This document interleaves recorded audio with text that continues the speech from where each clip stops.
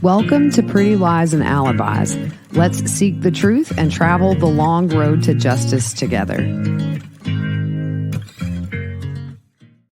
What you know, Alibis? Welcome to another episode of Pretty Lies and Alibis. I'm Gigi.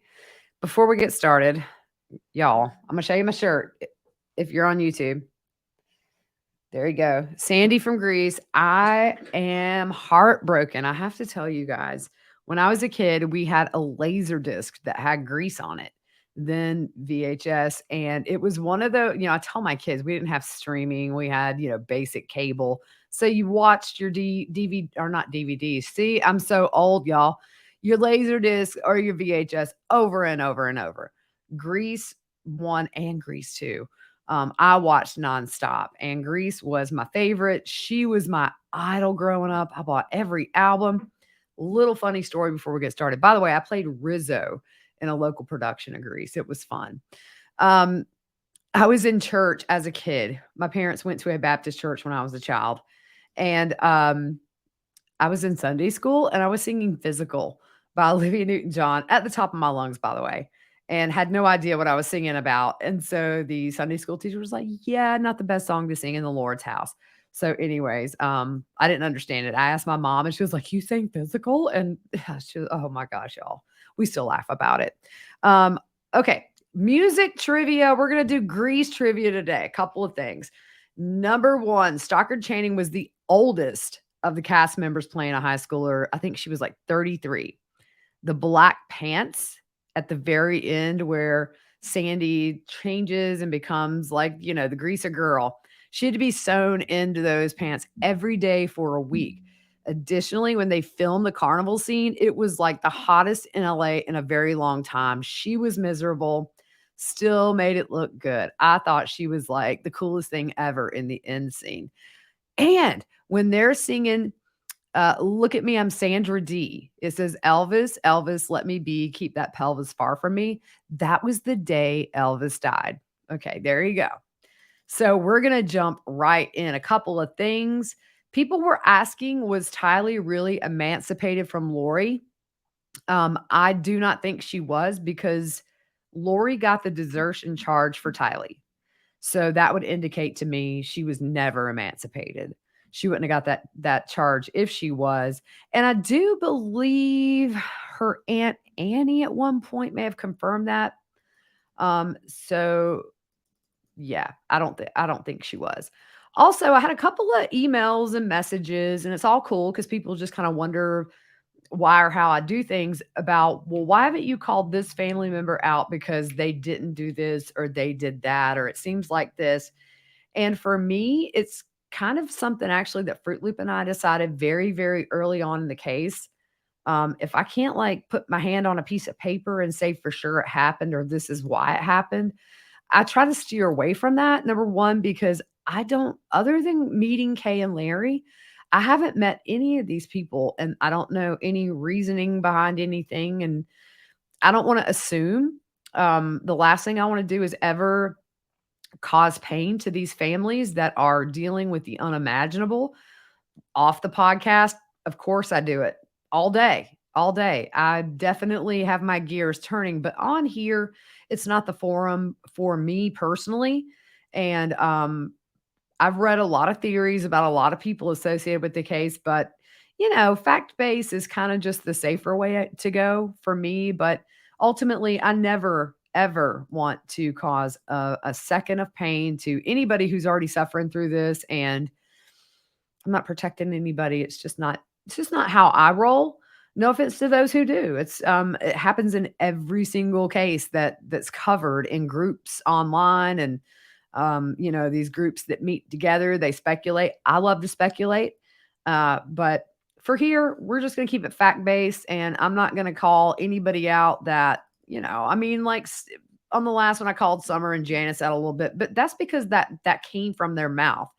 But anyway, so I just kind of wanted to clear that up. It's not that I'm hiding anything or protecting anybody. It's just a personal choice for me. So maybe at trial, some answers will become more clear. And then that's fair game. But for now, I'm not gonna, I don't want to theorize about, anything Adam did or didn't do, or um, this family member, that family member. I don't feel like it's my place right now. So that's kind of that's kind of it. All right, July 27th. We've got some text between Lori and Zulema. So Zulema at 8:26 in the morning. Hi, beautiful. How are you? The trip has been amazing. There are so many people that love the Lord in this country. I blessed the last city I was at and all those people, including a lot of my family members. I'm in another city and I see that my work here is different. I have a feeling this part will be swallowed by the sea. I'm blessing my family as I go. Great experience. So Lori texts right back. You are amazing.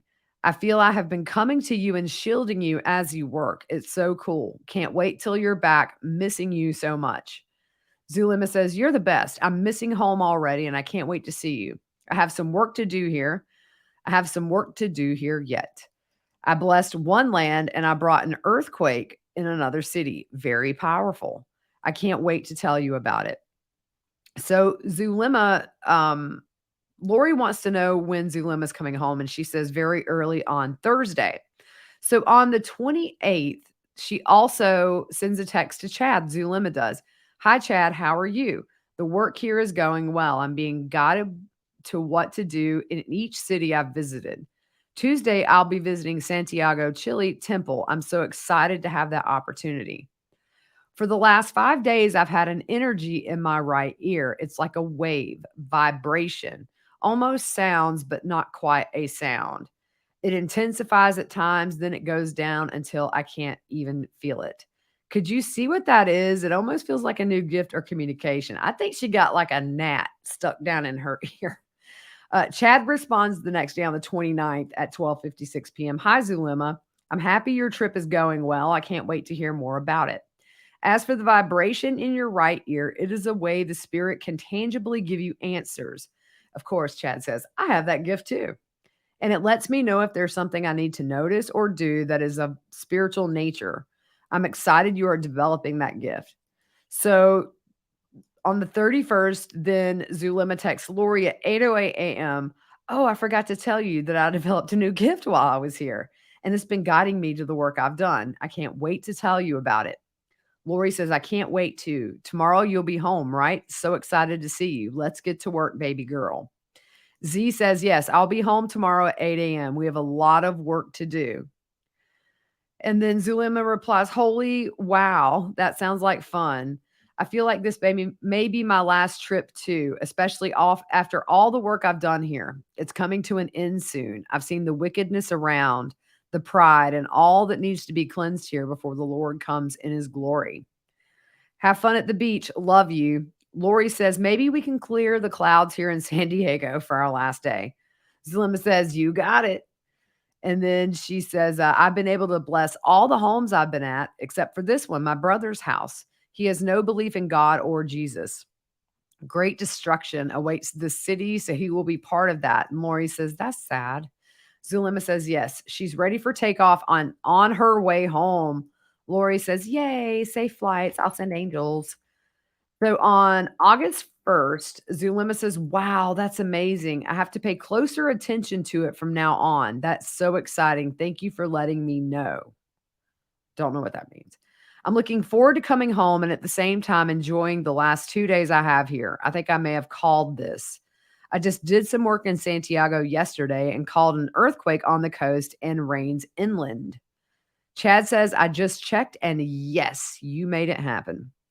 Zulema says, wow, that's fast. Thank you for checking for me. Serena is moving to Arizona in a couple of weeks. Do you know how she's doing? Is she still the same? No response from Chad that I could see. I think I missed that was Chad she was texting. Sorry. August the 2nd, Zulema asked Lori if she's going to that David Warwick thing tonight, and Lori says, gonna try. Don't have a babysitter. I'm at Mel's doing a podcast right now. Are you going to go? I need us to all get together on Sunday night. So in August, at some point, Kay and Larry are obviously concerned and contact JJ's school wanting to know if he was okay. Of course, the school was very limited on what they could tell them, because of restrictions. And sometime in August, Tylee unenrolls from school in Arizona. So I was kind of thrown off by that because if you remember, Lori comes into the interview at the police station talking about Tylee having her GED. And maybe she did, but maybe she was taking some other classes or something. But I just thought it was odd. She was unenrolling from the high school when she had her GED. So August the 1st, Charles's ex-wife emails Detective Moffat and says they've spoken to Charles's divorce attorney.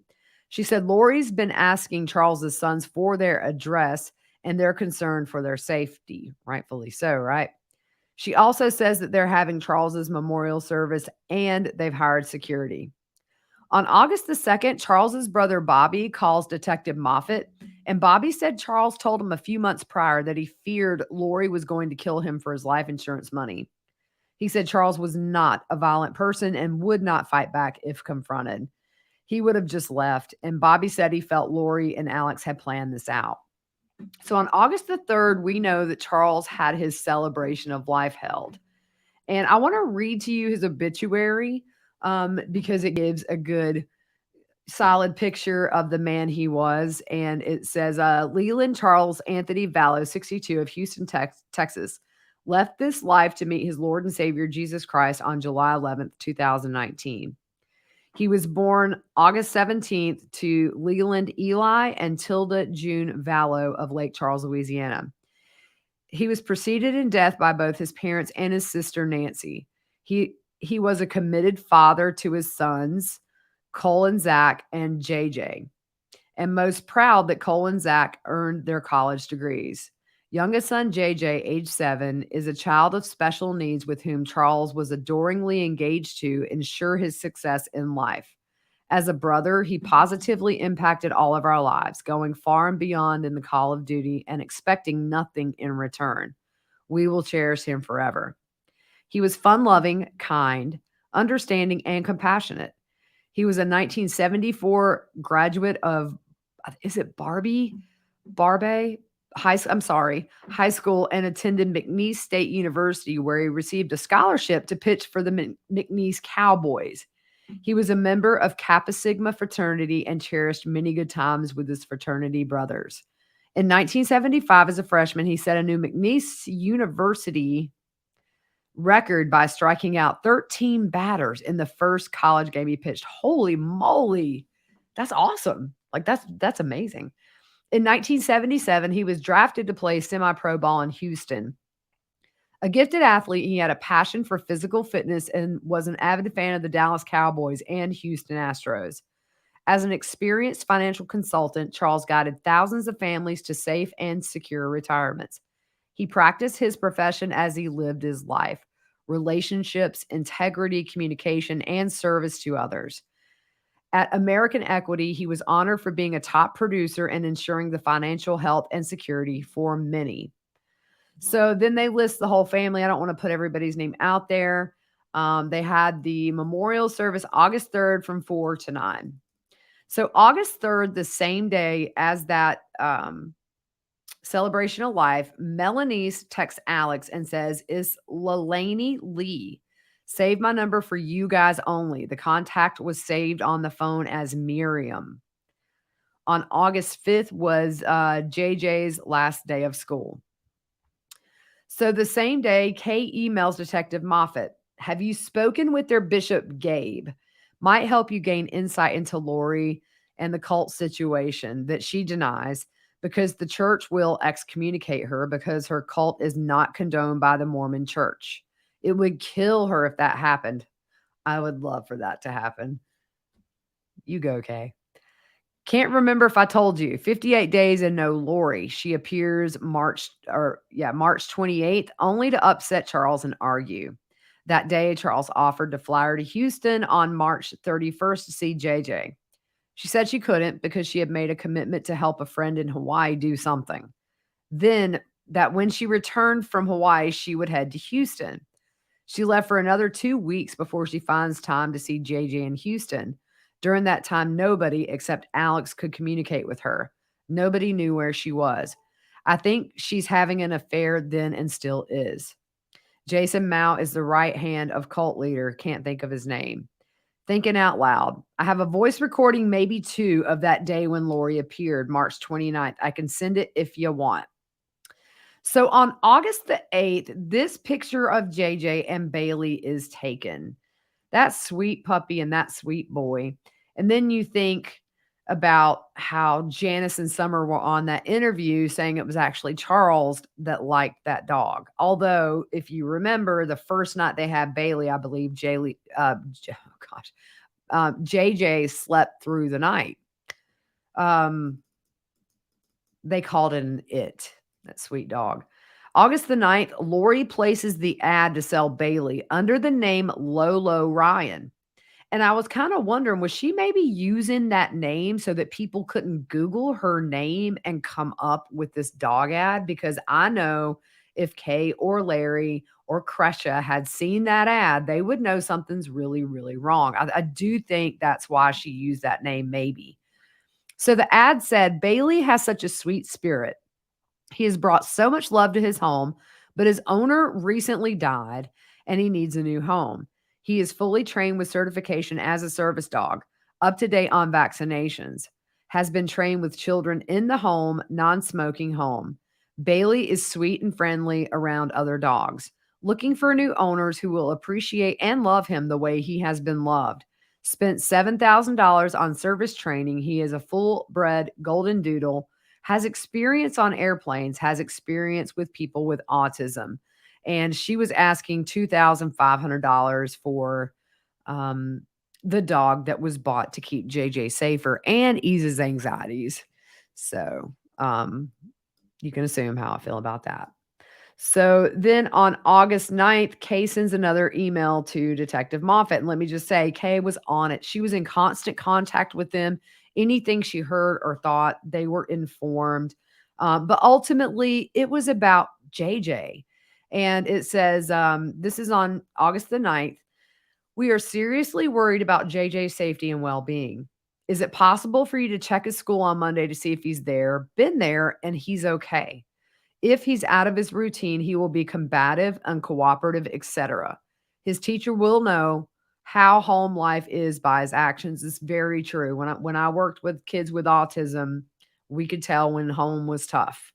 Lori hasn't responded to text or calls since the text she sent about my kids getting nothing and I got all the insurance money. We're extremely worried we can't lose him too. Please, please, please help us. We're heartbroken. We cannot lose him too. If Lori was sane, I wouldn't be worried, but she's not. She stated she didn't want him anymore in January. Now she doesn't have $1 million and she really won't want him now. Other than a measly social security check for her at $1,900 and JJ at $1,900, she's screwed unless she has a new boyfriend with deep pockets. Who knows? Please help us. Whew. Their load was heavy, y'all. August the 10th, 12:18 a.m. Lori texts Chad to check on JJ. She said he woke up saying crazy stuff and wouldn't go back to sleep.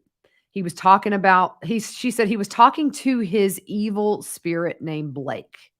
Chad responds that JJ was still JJ, and he was being told by that JJ's spirit recognized Blake was evil and unsettled by him. So you see now, Lori, August 10th, this is less than a month before the Rexburg move. This is now less than a month before Tylee's going to be murdered. And you start to see Bailey has evil spirits. Now, JJ's got somebody named Blake. At this point, Tammy's spirit is dwindling. And we know Lori started calling Tylee dark around July, according to Gibb. So also on August 10th, Kay and Larry see JJ for the last time on FaceTime. And Kay knew something was up. She told Keith Morrison on Dateline, it's like somebody was holding something written up here for him to read. And as soon as he says, hey, mama, hey, papa, and then looks up and you can see his eyes move. And he goes, I gotta go, bye. And that was it. She said in January 2020 at a press conference in Idaho that Lori, being a hairstylist, she usually kept JJ's hair in great condition, But on that last FaceTime call, she thought it looked matted and it wasn't his usual style. So we know that Lori was not looking out for JJ at this point. Probably in August, it was more Tylee taking care of JJ because Lori was in her own little wackadoodle world and didn't take care of her son. Someone had told let's see here. I'm sorry where I'm at. Oh, also, Kay said someone had told her recently that Lori didn't want JJ because he ties her down. And she had also heard from someone else as well as Charles. Kay mentions that she thinks the reason she took Charles and JJ's clothes from the house was because she was going to keep the house and didn't want either one of them. She said her epiphany has significantly heightened their concerns for JJ. She also said they would maybe try to get court ordered visitation. That is a thing. Grandparents can file for grandparent visitation. Kay said Lori would keep JJ away not because she wants him, but to punish her and Larry. Kay said Lori is pissed about the change in beneficiary, and Kay says she wishes she would call and ask for money, and Lori would give JJ to them. So investigators noted that in August, it seems like Lori and Chad were having a little bit of a hard time carrying on their affair, with Chad still being married. So on August the 11th, Lori totally does this, I think, in a way that is meant to panic Chad. He has found his goddess that gives him loin fires. And now she says this: you should give all your love and attention to your wife and family. I'm just a distraction. Go have fun with your family. I really want you to. I just can't be in the way anymore. If things change, we can talk. There you go. But we have nothing until things change anyway. That's just manipulation. It's like waving, food in front of a dog and not letting him have it. So I think that might have been the minute that Chad really like hyper speeds into his plan to murder Tammy. I think that was, a lot of the reason that he needed to hurry. So on August the 11th, again, Kay emails Detective Moffat. It was about, do you recognize a number? And it was redacted. JJ finally FaceTimed us yesterday for a whopping 36 seconds.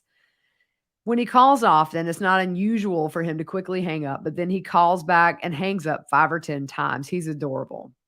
We have not seen or talked to him in approximately 2 weeks. All contact with him is extremely short, as was the call yesterday. He's very easy to manipulate, and his diabolical, homicidal mother knows this. When he calls yesterday, his voice is always exuberant and loud. He was subdued, to say the least, on yesterday's call. We were encouraged seeing him, yet worried due to his lack of excitement. Says, last night I requested from Lori via email and text for permission to visit JJ in Phoenix next weekend. I'm sure it will go unanswered, but I must try. I have reason to believe they're still in the area due to her niece, Melaniece, and Brandon Boudreaux's divorce status.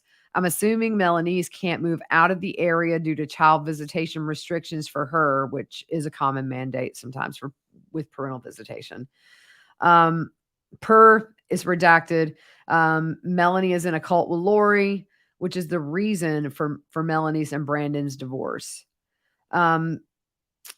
So she also talks about when Lori says she didn't want JJ. Somebody had said that, but then here, Kay said it triggered a memory of Charles telling her the exact same thing. I responded that Lori said that only to hurt him and she didn't mean it. And Kay says, I can't imagine a mother feeling that way because I can't believe a mother could feel that way. 100%. Yeah, that's any normal mother would not feel that way. And she mentions that's why JJ's clothes were gone too on the 30th. Let's see here. She placed a call Friday to his school administrator, one of his teachers, and the attorney who handled their divorce proceedings in February, which obviously we know Charles didn't follow through on. She mentions court-ordered visitation if necessary. I say that knowing she won't give up trying to keep us away. And anyway, so she said that Lori's trying to punish them too, and cases except murder me too would not be smart. And that's right. Her text to me about 2 weeks ago were pictures of the original insurance policy naming her the beneficiary, then the one where Charles named me. The next text redacted on there. She is pissed. I suppose she's having her cult friends try to intimidate me on LinkedIn. She's got more to do more than that. She's got to do more than that. I wish she would call and ask for money if she gives us JJ. So anyways, August 12th, Lori has that meeting with Social Security at 1:30 p.m. in Apache Junction, Arizona. So the amount that she did that calculator on online, that apparently was around the amount that she was told at this meeting, around $4,000. So August 13th, Kay and Detective Moffat are emailing trying to find the VIN for Charles's Jeep or car. I'm sorry. She sends a photo of the tag and explains the handicap plate because JJ would take off running in parking lots, which is totally dangerous. And August the 14th, Zulema texts Chad. Hello, Chad. How are you doing? I've been busy here. I was asked to work on the San Andreas fault. I'm sorry, y'all. The San Andreas fault since yesterday. Who asked her to do that? I was taken to a valley today, but I didn't recognize it. I was standing on some kind of platform and I could see the whole valley below. Today, I feel great opposition. I keep feeling attacked. Even my phone was possessed this morning. I keep casting out, but I think I need your help. I feel they're trying to stop me from what I'm doing. Chad says, okay, I'll work on it right now. There's a response from Zulema that's redacted. Then she says, this is where I went today. It was brown and gray, perhaps meaning it was fall. It may be the reason I was shown that. Those hillsides are already quite brown and gray. So I do feel it will be very soon. There's no response from Chad on that. But Zulema responds, okay, sooner than I thought. August 14th, big thing happens. Lori ordered the glow-in-the-dark Malachite titanium rings from an Etsy store for $259.98. The sizes were a 4 and 11 and a half. The order went through on the 15th, so she ordered it the 14th. It was paid for on the 15th, but the money was refunded to her because the owner of the company, I believe he was a student. He didn't have time to make them, but she did send pictures of the rings to Melaniece, which makes me think Melaniece knew the plan to get married. What else did she know? The order confirmation was sent and all that, but like I said, she didn't get them. August the 16th, Lori changed the deposit of Tylee's Social Security benefits from Tylee's bank account into her own personal account, Lori's. And I'm thinking here, why would she do that? Well, we're at August 16th. Tylee will be murdered in less than a month. And I really do think she did that at that time because she needed Tylee's signature to do so. That's all I can think of. On the same day, a representative from Charles's life insurance company emails Detective Moffat asking if Lori is a suspect in Charles's murder.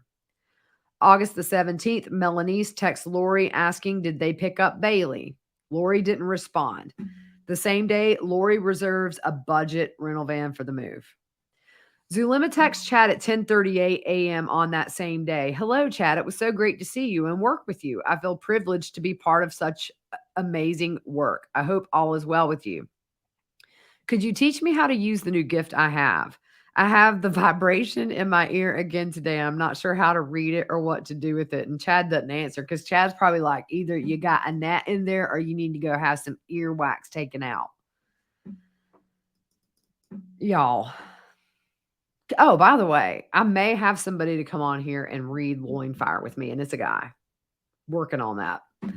So on the next day, August 18th, she texts Chad again, Zulema, I have a question. Did Alex and I work together in another creation?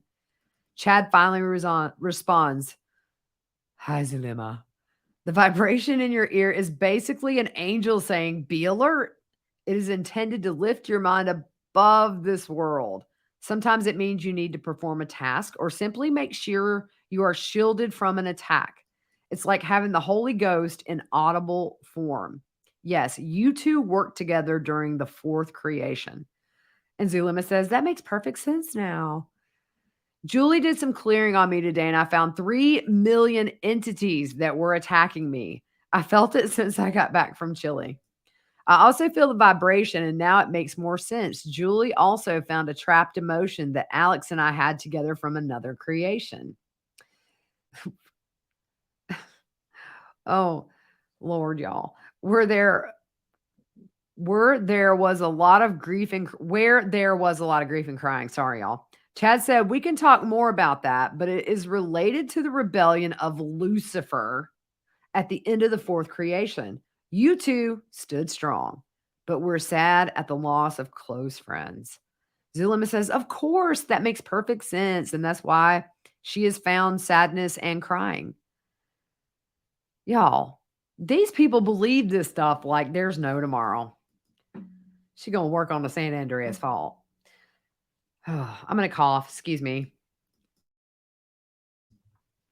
All right, there we go. August 18th, Charles's phone bill shows his total due for July 27th was $1,076.43. There were a total of 22 lines on this plan between phones. And as you know, iPads, you can get the number attached so you can use it anywhere without Wi-Fi. That's a lot of lines.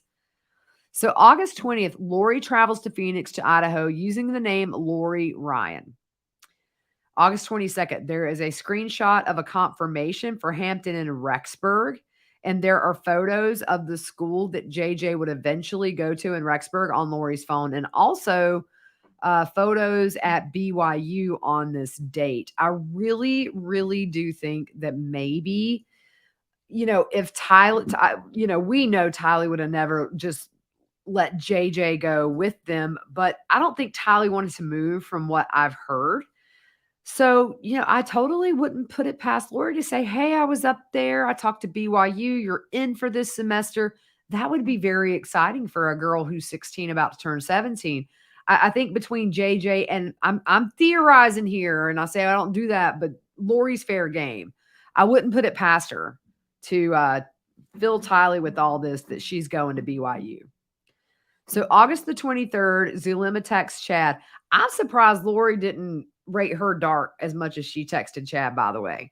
Zulema texts Chad, hello, Chad. I had a conversation with my daughter, Kara, today, and it didn't go well. She doesn't want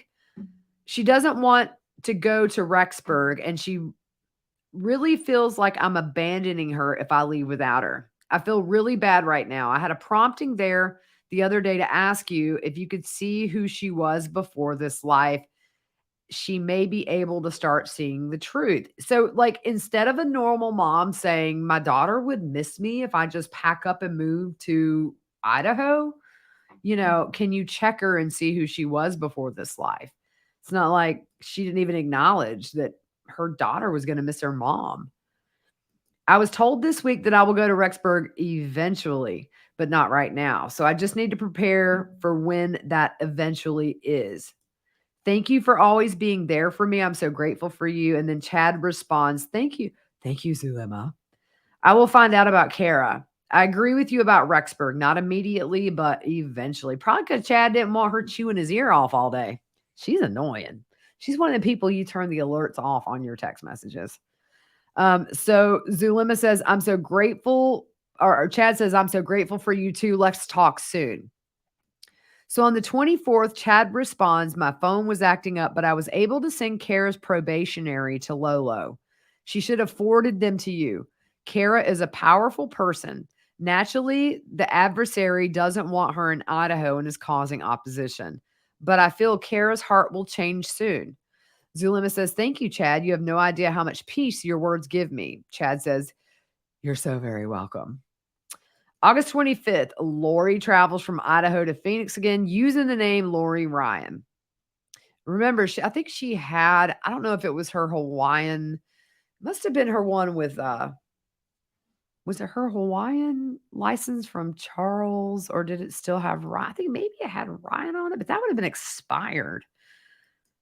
Yeah. Anyways, August 27th, Lori has those utility and the internet turned on at the townhouse in Rexburg. August the 30th, poor Bailey, JJ service dog, is picked up by his trainer. Lori tried to sell them online. You can't do that with therapy dogs. Like, that's a big, big no-no. So the dates for this for me are confusing about when Colby last saw and talked to Lori, JJ, and Tylee, but he said it was in the middle of August. And then he said it was at the end of August. And I understand everything might be a blur for him. I'm totally not saying anything. He told Justin Lum that Lori showed up at his work with JJ and Tylee and tells him that they're moving. She said she could not tell him where and told him it was for his own protection. She said she got a new job and he noticed Tylee seemed to be sad about moving and she didn't say too much when he saw her. He hugged all of them and said he didn't know if they were staying in Arizona or not, but he thought it was good to get JJ and Tylee out of the house that Charles was murdered in. Absolutely.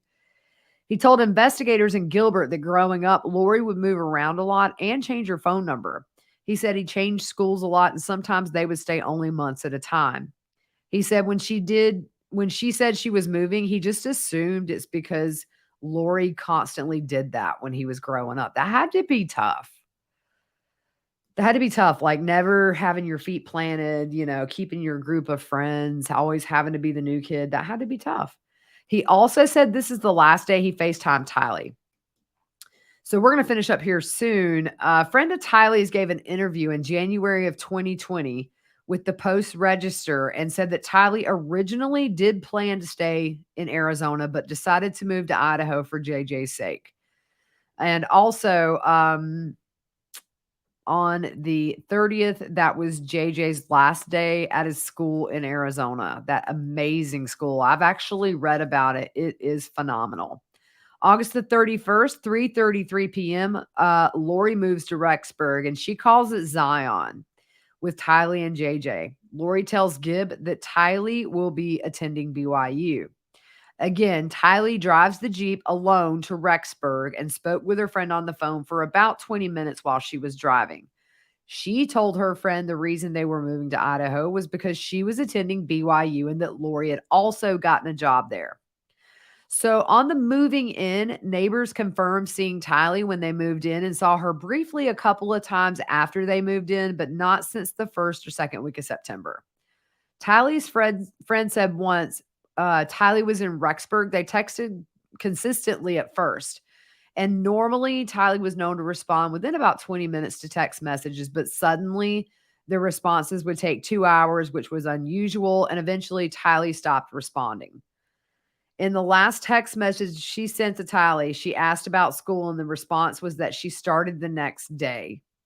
The following day, her friend texted to ask her about her first day of school, and those responses never came. That was no response from Tylee. So Colby told Dateline between September and October, every time he reached out, he'd say, "Hey, Ty, I love you." It'd be like, "Hey, love you, super busy." Or their mom would say that. He would text her, "Is Tylee okay?" And Lori would say, "Yeah, she's just super busy." So we'll finish this up right here. And then this is September the 2nd. At 3:56 p.m., Zulema texts Alex, "How is the trip?" And Alex says, "Pretty good considering the dark portal we brought with us." And Zulema puts a question mark. Alex says, "Tylee." And then he says, "Can you call a tornado for a single person?" Zulema says, "Tornado? Maybe an inner tornado." Alex says, "Inner is good." Zulema says, "I think you guys will be led to deal with the dark one when it's time." Alex says, "Agreed." And then Alex says in Spanish, "Es cierto," which means it's true. So we're going to end there. Bless. Tylee had no idea. She had no idea what she was moving to. She had no idea how she was being talked about by the uncle that was obviously her favorite place to stay at. Just the ultimate betrayal with these kids and these spouses. And so this is going to start getting into, we're getting very close to the murders of the kids. We're days away from Tylee's murder. JJ's comes a little bit later. Then we have Tammy Daybell. So we're making progress here. My goal really is to be done with this series by the time the Wagner case starts at the end of August. I'll always pop in if there's big news in any of the other cases we're following, but I just didn't update on cases. Things are kind of slow right now. So we'll keep diving into this. And just a big, big welcome to all of our new listeners. I appreciate you so much. And we have a lot of big things happening. Wagner trial this month, January, found out today, Lori and Chad, and possibly Alec Murdaugh for the double murders of his wife and son. So, anyways, all right, guys, that's it for tonight. Sorry, I stumbled over some words. It's late. I've been back to school mode. My big kid's first day was today, and then the younger one goes next week, and it's just like school shopping and haircuts and all right. I'm grateful to do it though. They're awesome kids. All right, you guys have a good night. We'll talk to you soon. And by the way, don't sing physical at church on Sunday. Just a word of advice from me. All right. We'll see you soon. If I can click out of this.